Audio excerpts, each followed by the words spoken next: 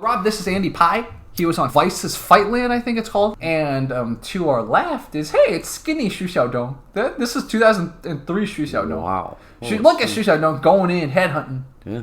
And Andy Pye at this point is a blue belt in jiu-jitsu. Xu Xiaodong's done, all his life training in Sanda Kung Fu. So Xu Xiaodong, you saw him throw a spin kick. Like, he's very, very Sanda kind of based right now. No grappling. So, He closes the distance pretty yeah. fast. Just like his future fights with Kung Fu masters. So look at that. He has no idea how to pass Andy's guard now. He's very aggressive, though. Yep. And now Andy... Going for the single leg. Yep. Unfortunately, I think it got pushed off the mats, so they're going to reset it. And I just get a feeling, since nobody in the audience really knows jiu-jitsu, Andy might kind of like pull something real quickly. Let's see if he does. I think it's great that Andy kept the lock. Yeah. Because if he had let go, they probably would have reset it on the feet. Yeah. And they'd have been like, all right, we're going. Because that type of stuff happens all the time. True. Boom. So immediately... Right side control. Right side control. Yeah. He has no idea what he's doing here. Yep. No clue. Yep. Xu Xiaodong is completely just... Out of he's water. swimming with sharks right now. Yeah, he's a Kung Fu panda swimming with sharks right now. And... Gotta go knee on belly. That's right. Any moment now. Nope. Thinking about it. He might be Von Fluing him right now. He might be Von Flu choking him because I can't see. But I know that I think the Xu Xiaodong tried to guillotine maybe. Yeah. Xu Xiaodong definitely has a hold of his neck right now, I think. So, yeah, I wouldn't be surprised if... One of the best counters to a guillotine is to fall into side control and to put your shoulder directly into their carotid artery, which is not happening here. Yeah. But you can get the Von Flu choke, and it works like a miracle every time. Yep. So great. So here, all he has to do is Andy Pye needs to get his right arm free, and he can press his shoulder blade, or his top of his shoulder directly into Xu Xiaodong's carotid, and pinch basically like a vice with his elbow with his forearm and bicep. Makes sense. I think because it's not even really a crank. I don't even see Xu Xiaodong really cranking. My other favorite counter from here is you hold their wrist and you angle it in such a way that you Kimura them with your neck. So you actually use your neck muscles to twist their elbow in the wrong direction.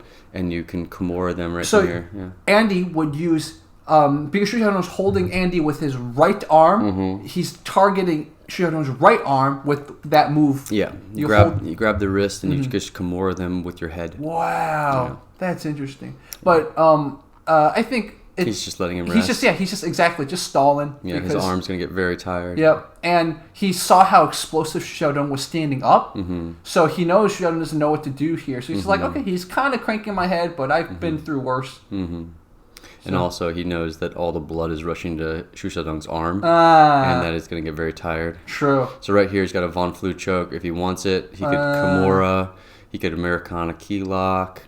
Looks like he's going for Americana, maybe? Yeah, let's see. For a brief second, I thought he was going to go for Americana. He can pass over the top and go for an arm bar. I'm trying to knee the head. Ooh. So here, if you want to avoid getting knee strikes like that, obviously all you want to do is just exactly what he did was push the knees down. Push the knees down to one side. Wow. So now he's got full mount. Yep, and Xu Xiaodong's spending so much energy right now, ineffectively. Okay. I think it's armbar time. When you get full mount, what you want to do is you want to get their arms as far away from their body as possible. So you want to stretch them out. And even if you can only get one arm, if you stretch one arm out all the way, it's like very difficult for them. Oh, armbar. Locked it in. I think he's got it. You better tap. I don't think he knows to tap. Yeah, so I guess that was it, man. So here to avoid those knee strikes, push both knees down to one spot or go knee on belly to prevent the knee strike. Which I think Andy Pye immediately does. He's like, okay, I'm done with that. Right there, good. And then notice he really ties his body to Xu Xiaodong in a second. Got high guard, high mount, and then he look at that when he draws his foot together and he pins the hips. Yeah, pins the hips exactly. And now Xu Xiaodong's really lost. Like Xu Xiaodong can't do anything right now. And he tries for a second. Xu Xiaodong tries to flip him. And he was prepared. Andy Pye was prepared for that, which is very good. Yeah. And so that's a really good blue belt. Honestly, that's really good for blue belt. Yeah. Another thing, I think if we compare weight sizes, they were basically the same weight size. Xu Xiaodong in every fight so far has fought someone big. He was heavier than the other people. So I think if you look at Andy Pye and Xu, they're basically the same size.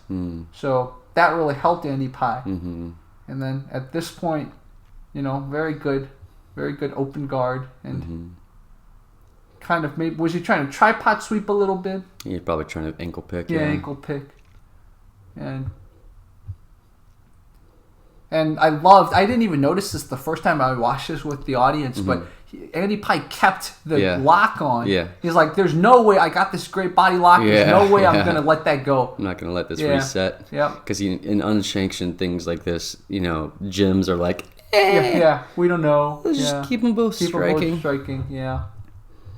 And Andy had a lot to prove. This was the first MMA fight, and he had to show that Brazilian Jiu-Jitsu could take on Sanda.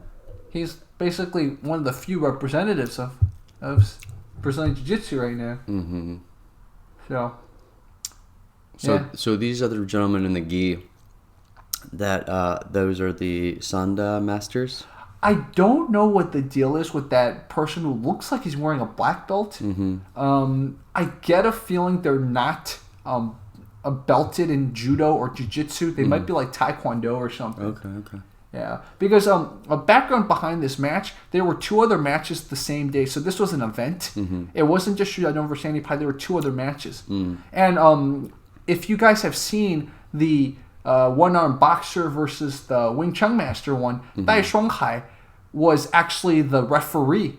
Dai Shuanghai took part in this first event in 2003.